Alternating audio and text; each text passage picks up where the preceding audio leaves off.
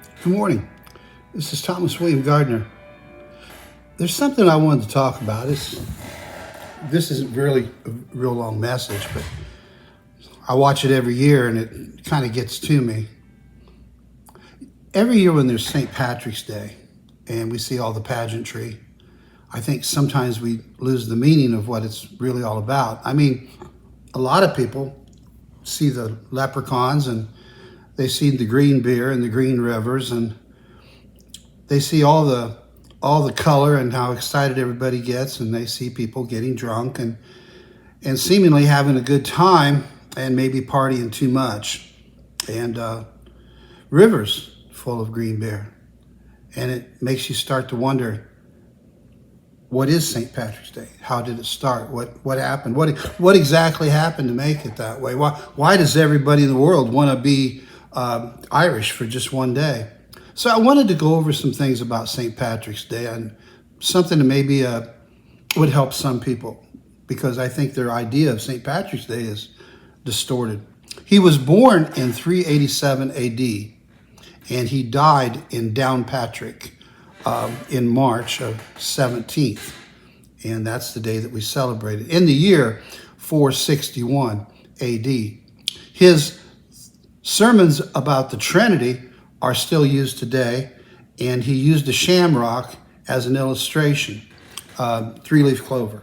And you see the three-leaf clover, for the Boston Celtics and all that type of thing. And you notice that there's they call them the Celtics. The Celtics were the religion that was there before Christianity came into Ireland.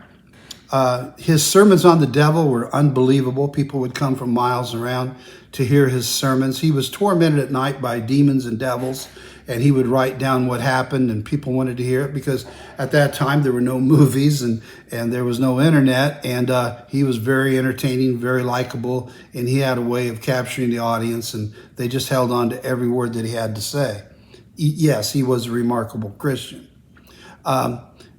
They say that all the snakes left Ireland, and you can't disprove it or prove it, but there's no snakes in Ireland, and they claim that that was because of him. But then on the other hand, demons and devils are always referred to as snakes, so you're really not sure about that. He raised 300 churches in his lifetime. He was caught by pirates, and he was taken aboard a pirate ship. His father was a mayor. They called him a magistrate, and his mother was a Bible teacher. She was very good at it, and she was prominent in the church. And he was raised to understand and know the Bible and know the Bible stories. At about 14 years old, he saw the pirate ship, and in fact, there were three of them, and they were boarding the beach, and he was very curious, him and his friend, of what was going on. And then when he went into the village, he saw terrible things. He saw pillage and all kinds of things taking place, and people being taken, women being taken. It was just a terrible thing. And either he tried to intervene or he was seen, but he was caught, taken aboard the pirate ship, and he was just made to be basically their slave for a while. The thing was, he got kicked and pushed around a lot, and then some of the men started sticking up for him. And at night, the pirates would say to him, "Tell us what your mother said. Tell us that story that your mother told you."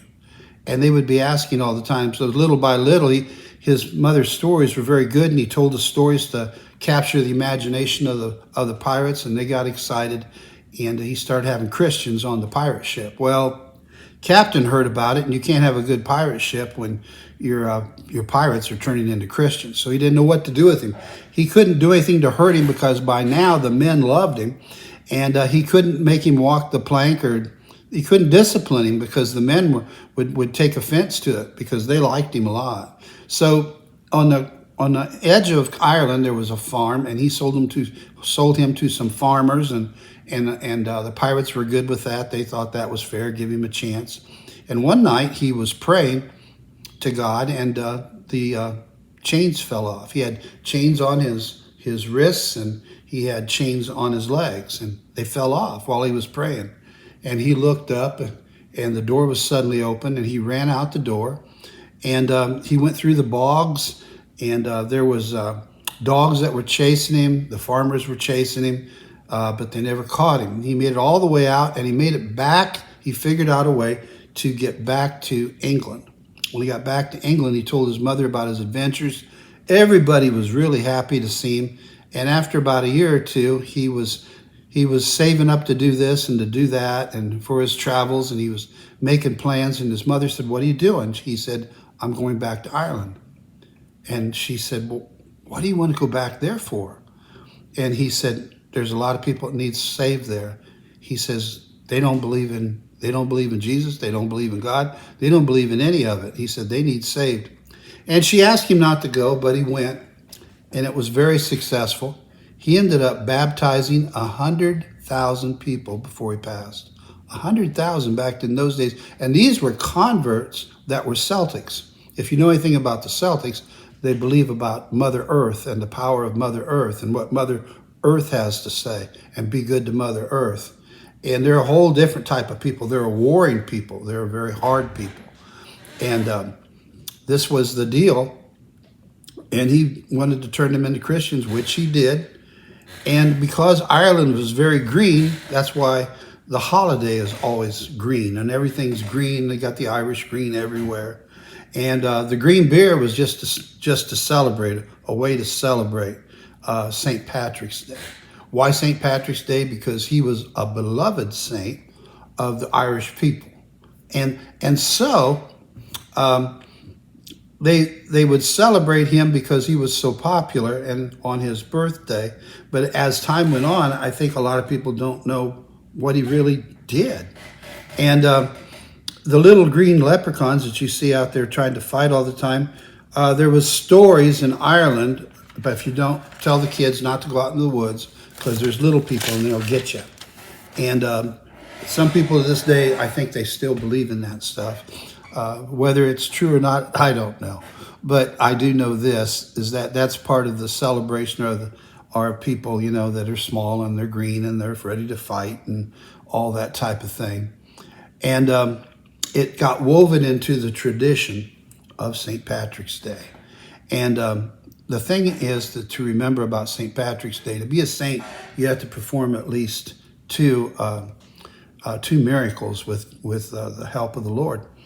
And so St. Patrick's Day, he was a great man of God, and they celebrated him because they loved him, because he was wonderful, and because he loved Jesus. And his sermons straightened them out, helped them out, and gave them balance in their life.